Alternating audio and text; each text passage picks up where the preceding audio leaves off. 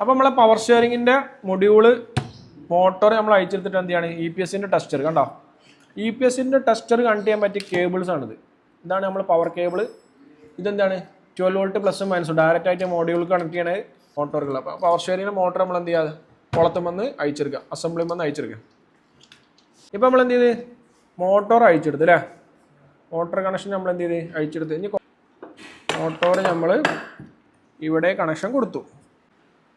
ഇനി നമ്മൾ എന്ത് ചെയ്ത് നമ്മുടെ EPS ടെസ്റ്ററിൻ്റെ മുകളിലേക്ക് നമ്മൾ എന്ത് ചെയ്ത് കണക്ട് ചെയ്ത് 12 വോൾട്ടേജ് ഇൻപുട്ട് കണക്ട് ചെയ്തു. ഓക്കെ അല്ലേ. ഇതിൻ്റെ മേലെ നമുക്ക് സ്കാനിങ് ടൂൾ കൂടി കണക്ട് ചെയ്യണം. സ്കാൻ ടൂൾ കണക്ട് ചെയ്തിട്ട് നമുക്ക് ലൈവ് ഡാറ്റ എന്ത് ചെയ്യാം, നമുക്ക് ചെക്ക് ചെയ്യാം. നമ്മൾ ഇഗ്നീഷൻ ഓൺ ആക്കി അല്ലേ. ഇഗ്നീഷൻ ഓൺ ആക്കിയിട്ട് നമ്മൾ സ്റ്റിയറിംഗ് പൊസിഷൻ തിരിക്കണം. അപ്പോൾ മോട്ടർ ഇറങ്ങണം കേട്ടോ. നമ്മൾ സ്റ്റിയറിങ്ങിൻ്റെ പൊസിഷൻ റൈറ്റും ലെഫ്റ്റും തിരിക്കുമ്പോൾ നമുക്ക് എന്ത് ചെയ്യണം, മോട്ടർ റൊട്ടേഷൻ എന്ത് ചെയ്യണം, വരണം. ഓക്കെ, റൈറ്റ് ലെഫ്റ്റും ഇല്ലേ. അതിനർത്ഥം എന്താണ്, നമ്മളെ മൊഡ്യൂള് ഓക്കെ ആണ്. ഇനി നമ്മൾ എന്ത് ചെയ്യാൻ പോകുന്നത്, ടോർക്ക് സെൻസറിൻ്റെ സിഗ്നൽ മൊഡ്യൂൾ റിസീവ് ആവുണ്ടോ നോക്കണം. അപ്പോൾ വണ്ടിയിലുള്ള കംപ്ലയിൻറ്റ്സ് ഉണ്ടെങ്കിൽ നമുക്ക് എന്ത് ചെയ്യാം, നമ്മൾ മൊഡ്യൂൾ പുറത്തേക്ക് അയച്ചു വെച്ചിട്ട് ചെക്ക് ചെയ്ത് നോക്കാം. റിസീവ് ചെയ്യണം കണ്ടാ, മൈനസും പ്ലസും കൃത്യമായിട്ട് എന്ത് ചെയ്യുന്നുണ്ട്, കൊടുക്കുന്നുണ്ട്.